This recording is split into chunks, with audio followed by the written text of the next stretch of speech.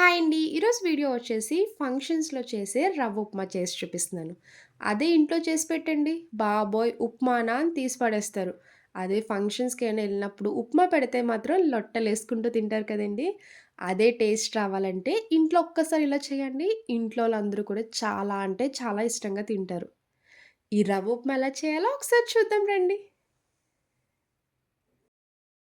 ఇప్పుడు ఉప్మా రెడీ చేసుకోవడానికి stove on చేసి ఇలా కడాయి పెట్టుకున్నాక 2 స్పూన్లు నెయ్యి వేసుకోండి. ఒక స్పూన్ నూనె వేసుకోవాలి. మీరు కావాలనుకుంటే కంప్లీట్ నెయ్యితో కూడా చేసుకోవచ్చు. ఇప్పుడు ఇందులో పోపు దినుసులు వేసుకోండి. ఆవాలు, జీలకర్ర, శనగపప్పు, మినపప్పు. 2 ఎండుమిరపకాయలు ఇలా కట్ చేసి వేసుకోవాలి. ఒక 8 వరకు జీడిపప్పు పలుకులు వేసుకొని దోరగా ఫ్రై చేయండి. రవ్వ ఉప్మాలో జీడిపప్పు వేయడం వల్ల పలుకులు తగులుతూ ఉంటే టేస్ట్ చాలా బావుంటది.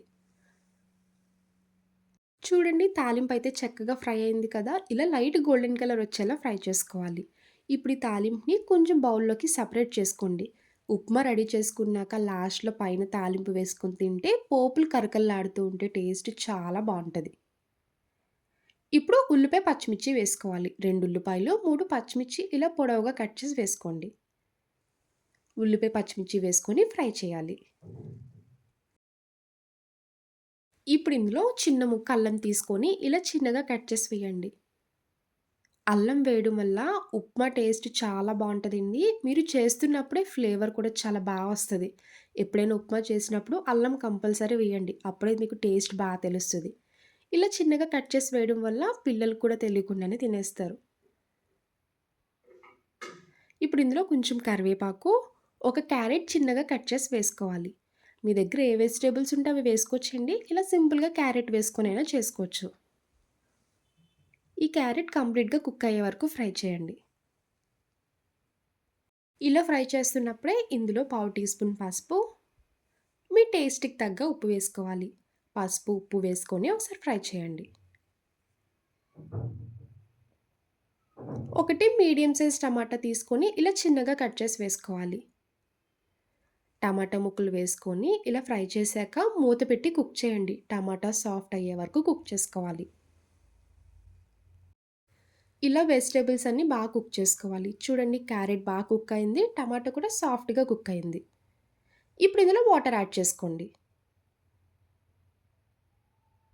ఒక కప్పు రవ్వకి 5 కప్పుల వరకు వాటర్ వేసుకోవాలి.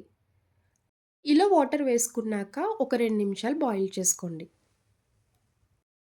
చూడండి, వాటర్ ఇలా బబుల్స్ వచ్చేలా బాయిల్ చేసుకోవాలి. ఇప్పుడు ఇంకా స్టవ్ సిమ్‌లో పెట్టుకొని రవ్వ వేసుకుంటూ కలుపుకోండి. ఈ రవ్వని సూజీ రవ్వ, ఉప్మా రవ్వ, బొంబాయి రవ్వ అని కూడా అంటారండి. మేమైతే కరాచీనోక్ అని కూడా అంటాం. ఇలా రవ్వ వేసుకుంటూ కలుపుకోవాలి. మీరు ముందుగా రవ్వ ఫ్రై చేసుకోనవసరం లేదండి. ఇలా డైరెక్ట్‌గా వేసుకొని ఉప్మా ఈజీగా చేసేయొచ్చు. బొంబాయి రవ్వ ఉప్మా చేసినప్పుడు కొంచెం స్టార్టింగ్ పల్చగానే చేసుకోండి. ఎందుకంటే చల్లారయ్యే కొద్దీ కొంచెం గట్టి పడిపోద్ది. ఇలా రవ్వ మొత్తం వేసుకున్నాక కలుపుకుంటూ ఒక 2 నిమిషాలు కుక్ చేసుకోవాలి. ఇప్పుడు ఇందులో కొంచెం కొత్తిమీర చిన్నగా కట్ చేసి వేసుకోండి. ఇలా కొత్తిమీర వేసుకొని కలుపుకున్నాక మూత పెట్టి 2 నిమిషాలు కుక్ చేసుకోవాలి. ఇంకా కొంచెం దగ్గర పడతది. నిమిషాలయ్యాక ఒకసారి మూత తీసుకొని చెక్ చేసుకోండి. చూసారు కదా! వేడి వేడి రవ్వ ఉప్మా రెడీ అయిపోయింది. ఇంకా స్టవ్ ఆఫ్ చేసుకొని పైన ముందుగా తీసి పక్కన పెట్టుకున్న పోపులు వేసుకోండి. ఇలా తాలింపు వేసుకొని ప్లేట్‌లో వేసి సర్వ్ చేసుకొని తినండి. తాలింపు కరకరలాడుతూ ఉంటే ఉప్మా తిన్నప్పుడు టేస్ట్ చాలా బావుంటది. ఇప్పటి వరకు మీరు ఇలా ట్రై చేయకపోతే తప్పకుండా ట్రై చేయండి. అందరికీ నచ్చుతది.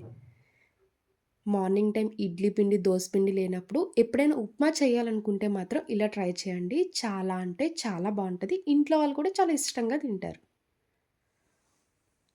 ఎప్పుడు రవ్వ ఉప్మా చేసినా చల్లారిపోతే గట్టి పడిపోద్దండి. మీరు దించేసినప్పుడే కొంచెం పలుచగా ఉన్నప్పుడు దించేసుకోవాలి.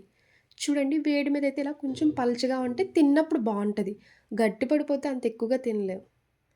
నేనైతే కాంబినేషన్‌గా పంచదార వేసుకుంటున్నాను. కొత్తిమీర పచ్చడి కూడా వేసుకుంటున్నాను. చిన్నప్పుడు మా మమ్మీ రవ్వ ఉప్మా చేసినప్పుడు పంచదార వేసేదండి. ఆ టేస్ట్ చాలా బావుంటది. నేను ఇప్పటికి కూడా ఇలానే తింటాను. చూసారు కదా! రవ్వ ఉప్మా. నా వీడియో మీకు నచ్చితే లైక్ చేసి, షేర్ చేయండి. ఫస్ట్ టైమ్ చూసేవాళ్ళు ఎవరైనా అయితే ప్లీజ్ అండి నా ఛానల్ సబ్స్క్రైబ్ చేయండి. బాయ్ అండి.